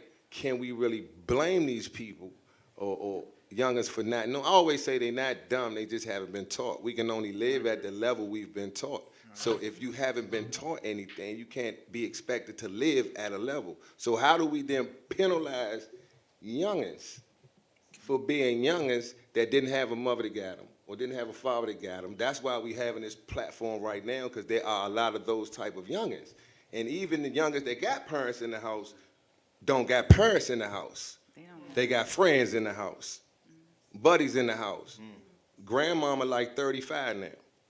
Hello, she like Lil Wayne and her daughter like Lil Wayne. We had a separation in generations. My mama liked the Temptations, I like Ice Cube. She didn't want to hear the boobity boop rap music. But now in the generation, it's like older people won't grow up and young people too grown. So how then do we as a community, because it's our responsibility to save ourselves in entertainment and politics, in business, in whatever industry you're in. If you cook cookies right now, you need to have some type of program where them cookies is going to some youth that's going to help you bake them, to get them employed, to get them off the bricks. I noticed, I mean, if I can say, I noticed like programs are the key. Like my program, Don't Shoot Guns, Shoot Cameras. You know, we take youngins off the street and high-risk neighborhoods and teach them filmmaking from beginning to end. Beautiful. They Come learn. on. They learn how to write. You know, they used to tell me at Dunbar that I didn't know how to write. When I got to college, you know, I was a little behind in writing, right? But they taught me how to do essays, and once I learned how to do essays, everything in my life right now, from writing a joke to writing a script to writing a thesis to anything, is off that essay. So I teach my youth how to write essays, pretty much when they writing scripts, and to film these scripts, their own scripts. And when you give them these cameras in their hand, it changes their life. And we got to have more programs that give kids, like, and we got to bring back trades to our schools. Yeah, come on, man. Everybody can't be a classic college education. They're not. They need trades, yeah. So, you take all the trades out the schools and you expect kids to do certain things. But when we were growing up, we had trades in our schools. So if you didn't want to go to college, you would become an electrician, or you would become a construction. You can go right on to construction. You become a fireman from out of our high schools, and police officers came out of our high schools. You know, it was, or you want to do hair, you came out of our high schools. And, we had Martha Washington, and we had, we just got to put trades back, and we got to give our communities, a way that they can make equity soon as they leave high school. Yeah. And as soon as they hit the streets running. And we got to let these kids know in high school that they have a summer job, when we went to school, you knew about summer jobs immediately. From the time I was 13 years old, I had a summer job. I worked. That gave me my uplifting. Now I got a job. I came back. I had 2 weeks worth of good clothes. He said 2 weeks. Yeah, those 2 weeks, or I shared my check with my mother. You know, now we're building financial literacy, and you helping your family. You know, they don't even tell the kids that they can't have a summer job. You know, these kids are like, we can have a summer job. I tell them all the time, yeah, you can go and sign up and be a part of Mary Bird's program and have a summer job still to this day. So it's about education again. That's right. Letting them know. And somebody got to be that person to let them know. So, you know, education comes in all forms. So it's not just about in school. We got to educate the families. For sure. We got to bring love, care, and respect back to our community. And then once we do that, then we start solving some of these problems. But it starts with love, care, and respect. So we talk about school a lot. And the reason I say that because most of the kids are in school. So if you want to get a good cluster of individuals, just get to the schools. But we don't see a lot of community based things going into the school. And we see a lot of things coming out like music programs. I don't know what was in the water at Ballou. Was it Ballou and Anacostia? Yeah, Ballou, Anacostia, but Dunbar. you got Lil Benny, Funk, Juju, all these people, for y'all that don't know, Sugar Bear, all these musicians came out of these schools in D.C. that we have this genre called go-go, right? I think we produce some of the greatest musicians in this country come out of Washington, D.C. Our music is so prevalent as a part of who we are. You know, you was beating on tables when you was in 3rd grade. Everybody know this beat right here, right? So why are we not having an intentional music programs, not just go-go, but music programs in our school? They say music calms the savage beast. Everybody want to be a savage, and everybody want to be a beast, but a lot of youngers want to rap. I mean, that's a question. That's a question for Bear. Bear. Bear, I know you wanted to do some things with following violence and some things that's going on in Bladensburg and Hyattsville with that council person up there. But how do you think we could spearhead some things, Bear, to go into the schools, not just in D.C., but in Maryland as well? Well, they cut all the programs out of school, like you were saying earlier. There are no more music classes. There are no more cosmetology, no more home economics, no more on that. Everything is cut. But you look around the nation's capital, all you see is buildings being built every day. So they're taking all, it's like they just say priorities. These politicians' priorities in the wrong places. Tell them, man. I'm telling you what I see. I know y'all see it. Y'all not blind. I mean, look around you. Every corner you see, something being built. This is money, district or Maryland, Virginia money going in other places other than for the youth, for schools, So for I think construction, I auto appreciate mechanics, you, Bear. For real. cosmetology, doctors, We lawyers, need those shelf things. classes. I was so bad in school, they gave me, what was it, FACE, SSOC? Secondary School Occupational Center, that's what it was. I had small engine repair, right? And cosmetology, like I could French roll your joint right now. Like, for real. I took cosmetology because all the chicks was in it. I'm just being 100 with you. But I think mental health and a good concerted effort, as we're hearing these things, the solutions is in the conversation. Y'all do know that, right? Yep. The same thing that's lock us up is the same thing that'll free us. We just need to talk about it. The key is the jail, or the jail is the key. You dig? So I'm hearing education, resources, therapy, right? Not in that order, but I think we need to think first. But we're gonna find out a little bit more. We've covered business, we've covered entertainment, we're covering schools, we're covering mental health. But I watched this show called The Godfather of Harlem, and I think if we're going to be collectively impactful in our community, then it's gonna have to be our entire community. We're going to break. We'll be back right after this. Going on, bro? We just organizing the bags right now, getting them together for the people. We got a couple people hanging out here waiting for everything to be ready. You know, we just getting everything together for the good people, man. About to get out here and give back today like we always do. Honorable Seniors.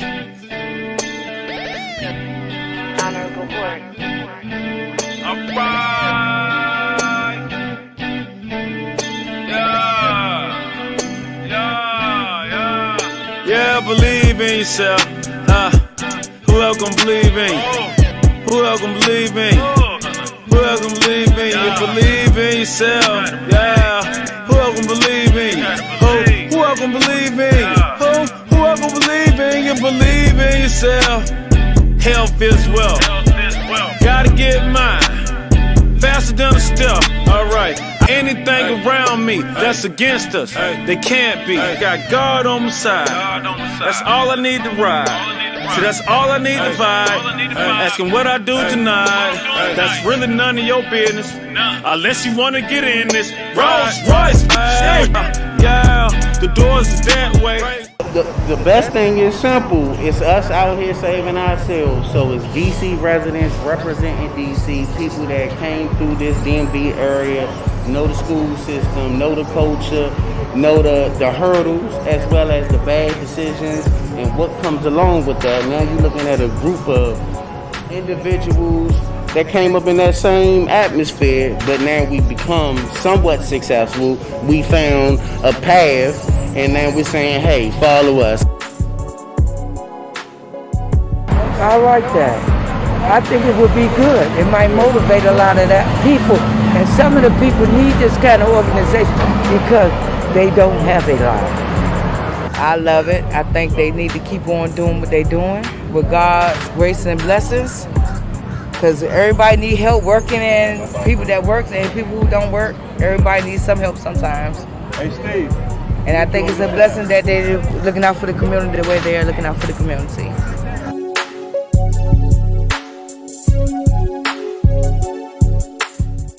The program is there to help people. We out here doing the work. As you can see, it's super live on Minnesota Avenue, man. Big Lou, SOS Worldwide. Peace. Got God on my side. That's all I need to ride. So that's all I need to vibe. Asking what I do tonight. That's really none of your business. Unless you wanna get in this. Rolls Royce. Yeah. The doors is that way. The doors go that way. Where the doors go that. Rolls Royce.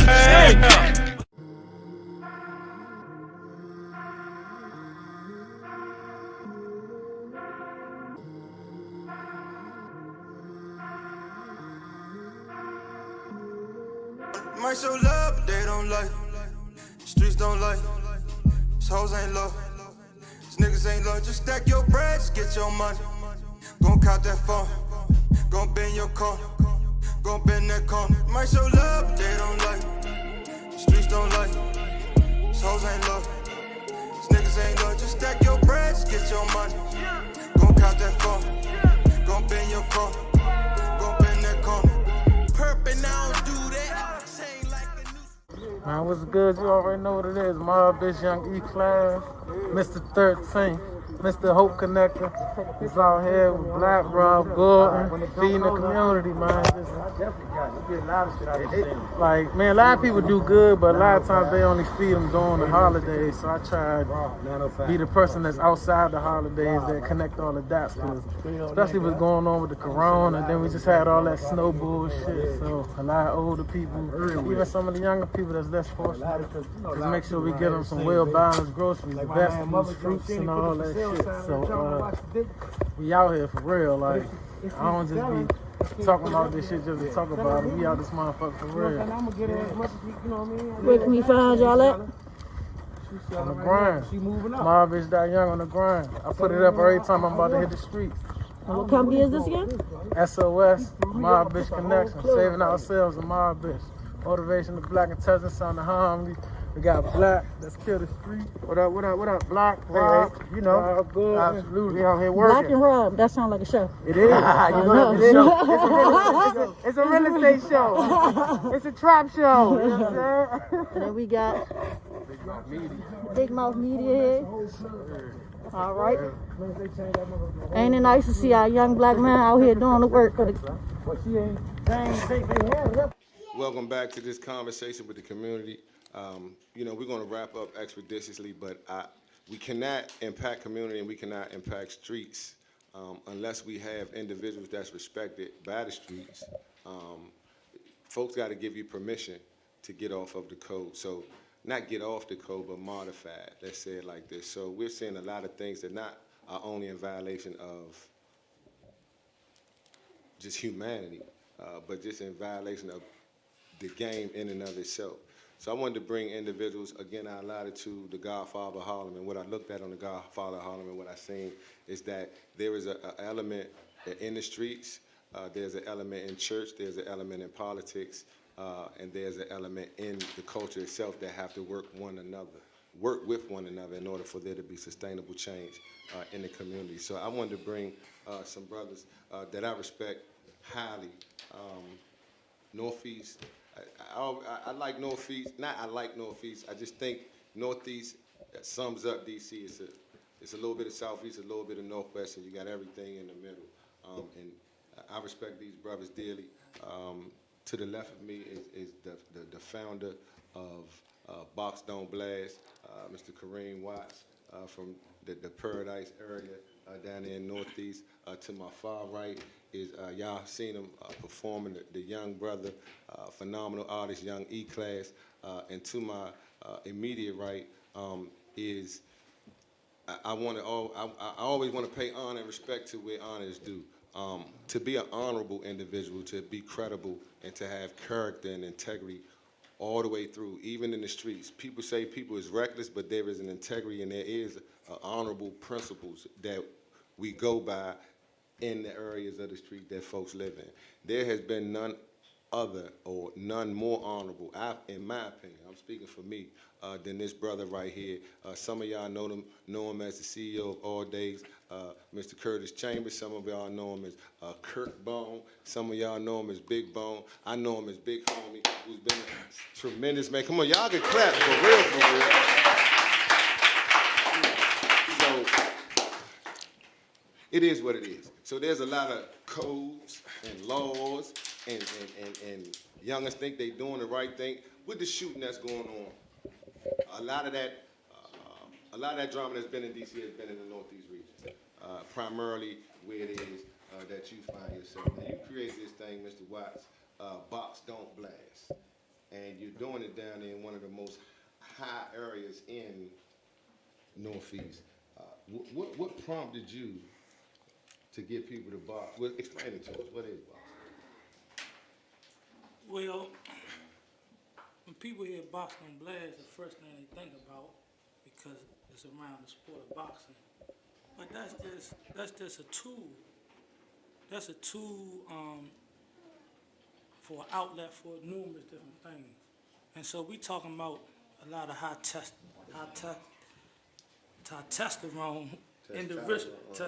We talking about males that's high energized. So one of the sports, man, in the culture for that area, one of the sports that always, a lot of the men and the people from that community always gravitated to was boxing.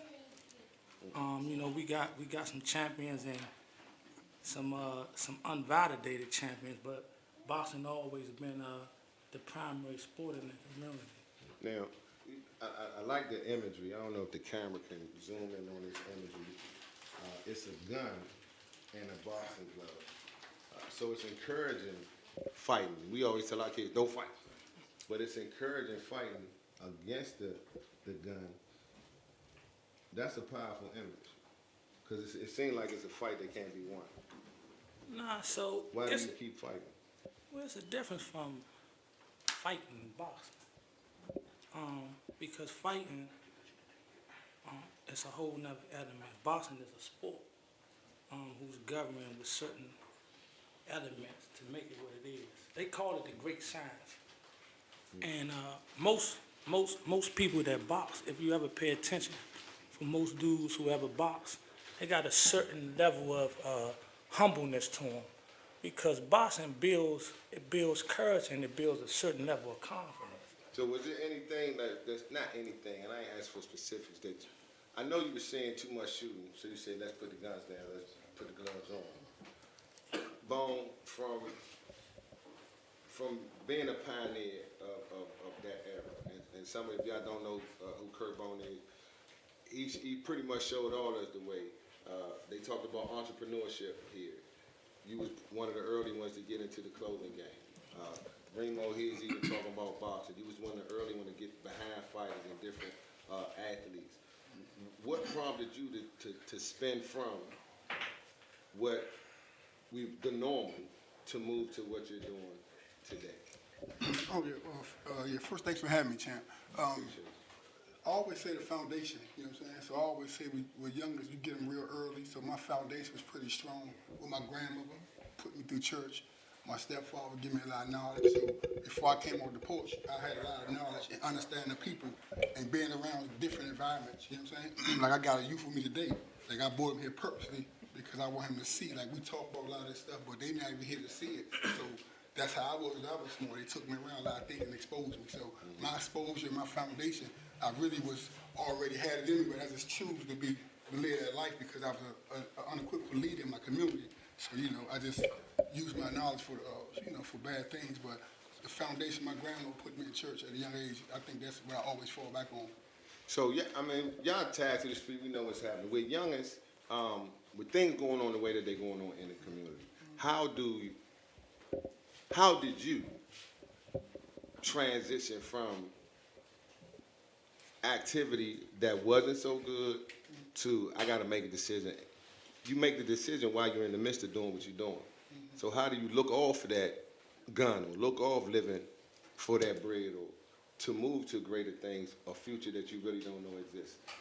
How did you transition now? Because as young as it's like, what else I'm going to do, Holmes? Like, what else do I do?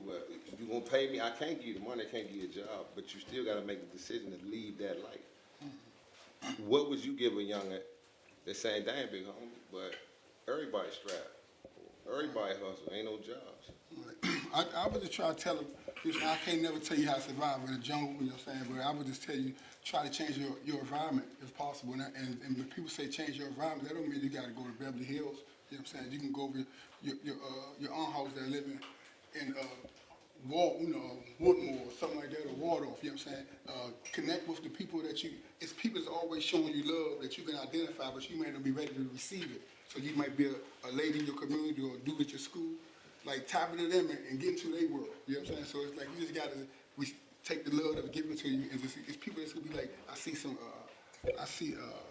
potential in you, CJ, you know what I'm saying? It's 2 or 3 people told you that your whole life, even when you was running wild, you know what I'm saying? So you gotta keep them in your hip pocket and double back and try to talk to them and say, man, show me something, you know what I'm saying? So I always like to say, don't be a one-trick pony, you know what I'm saying? It's like, and don't let the streets or hip-hop, whatever, dictate how you think, you know what I'm saying? Like, and don't think a dude gotta have money or a hell of a reputation to give you some knowledge, you know what I'm saying? So it's like, I tell the little youth that I got all the time, man, knowledge coming in all packages, you know what I'm saying? It's just, and stay spiritual grounded, but real fast, easy for me to transition with the streets when I came home from that situation in 92, because I already, that wasn't really who I was as far as like, before I got in the game, you know what I'm saying? I just was an unequivocal leader, and a lot of people relying on me through the fight and stuff and doing the school stuff.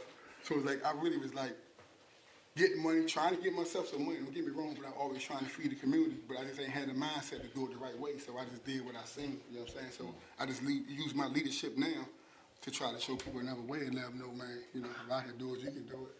So you're a little more closer to the age of the individuals that's out here active. Mm-hmm. Now, E-Class, your story is a little different. Being an artist, and a hip-hop artist, and around the same age range, around those individuals, or the culture itself, what do you think we need to do? Just gotta connect for real. Just gotta really, like, when I say connect, I'm saying like literally tap into them. Because when, for example, if we pull up to a neighborhood, someone is gonna show more interest than the other. Somebody's gonna stick around longer when you're talking. Like if you come up to a block, some gonna walk off like, I ain't trying to hear that. But it's always 1, 2, 3, or 4 that's gonna show interest because they want out. Them the ones that want out, and them the ones you pour love into, like genuine care, genuine like support. Just phone calls or picking up or just pulling up when they need it, cause that changes everything. And a lot of times, them be the leaders that's there, as he said. Because I know for me, the turn I made into like destruction was the fact that 5th grade, I won science fair, national, regional. No one was there with me to accept the award. So my teacher came up there acting like my mother. And when I went home, everybody just was in the house. I'm like, y'all know I won awards. They like, oh yeah. I threw it in the trash and never focused in school again. You feel me? So it's just, it's support. And also leaning, and then you're gonna grow into a way of knowing how to lean on your support. So I just say like, our job is just, like you said, everybody don't got the money to put on them or the resources, but you got love. You could call them. You could really pull up. And once they see that you care, you got them. Hey man, come on, y'all give a hand clap for that. Man, we out of time. But how many know we ain't out of time? Like we can always get, as long as we alive, we got time.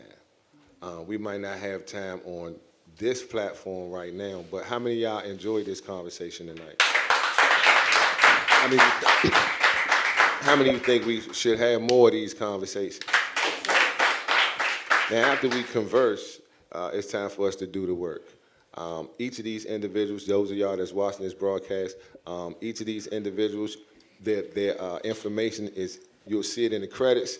You can highlight, or you can, you can look for a spotlight over the city.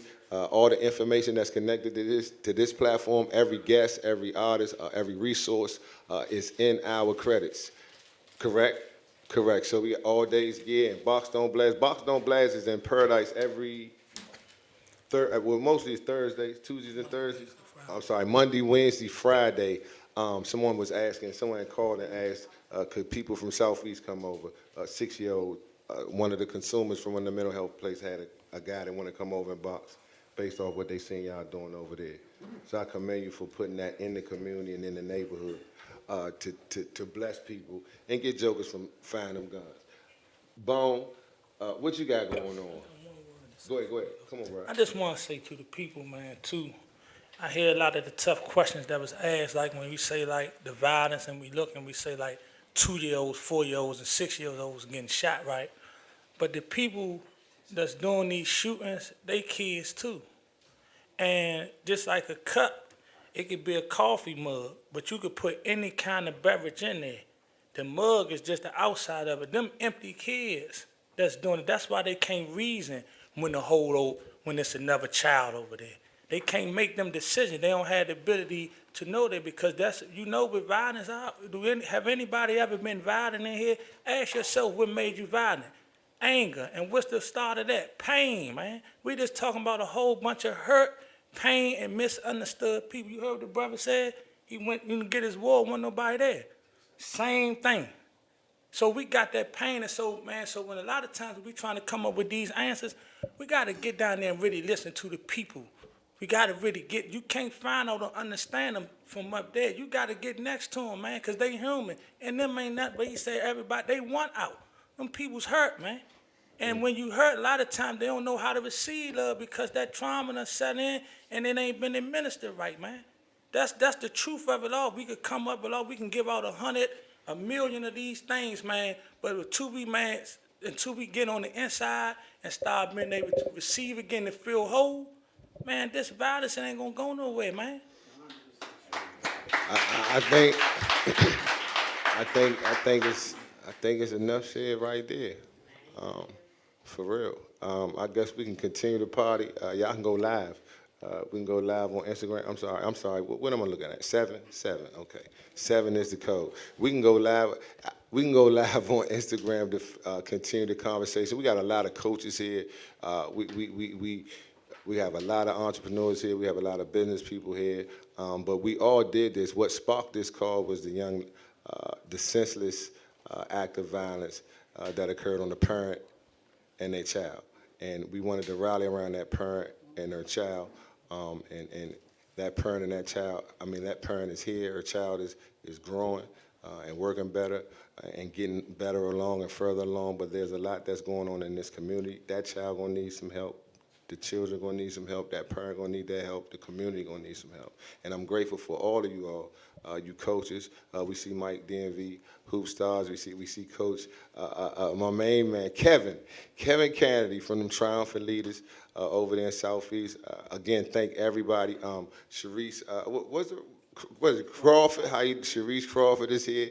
Everybody that came out, man, to support what it is that we're doing. We're going to have more shows like this, not just shows, but the work and the boots that's on the ground. I thank Young E-Class. I thank the councilman, the congressman, everybody that participated tonight. I thought we was going to close out with a good word from a great man. Okay.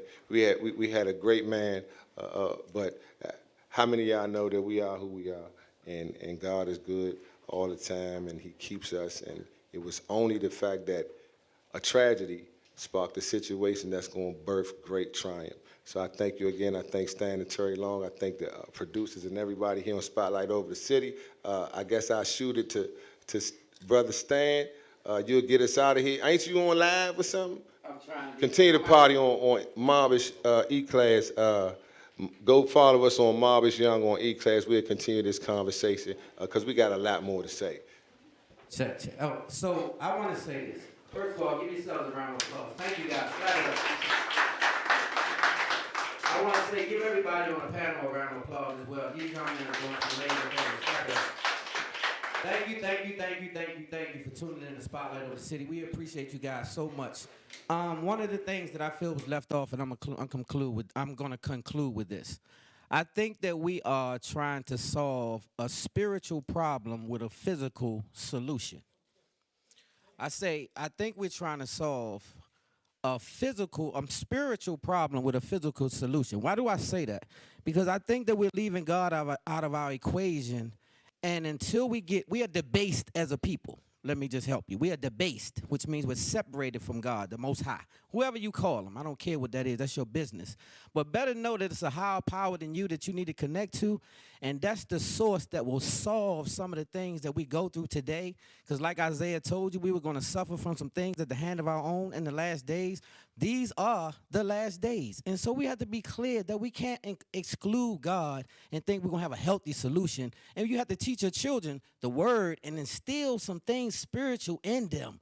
And if you don't do that, you're going to have some loose cannons. And that's just because mental health is just not mental health. It's spiritual unawareness is what you see. And so but I can't get too far into this because we're running out of time. But I'll say thank you again for being a panel. Thanks for the guests. Thanks for everybody involved. I appreciate all our producers and everybody that's making Spotlight what it is. UBM, let me say this. UBM, U Broadcast Media, is the station that we rocking with, and that's why we are looking the way we do. You see all the wonderful things in the studio. They make us look real good every week. So we appreciate UBM. And before we get out of here, make sure you subscribe to Spotlight Over the City on all the platforms. I'm not going to get into that. And make sure that you understand that it definitely is a higher power. And please don't take that lightly. So I got to wrap it up, you guys. Love hard, live good, God first. Spotlight Over the City, baby.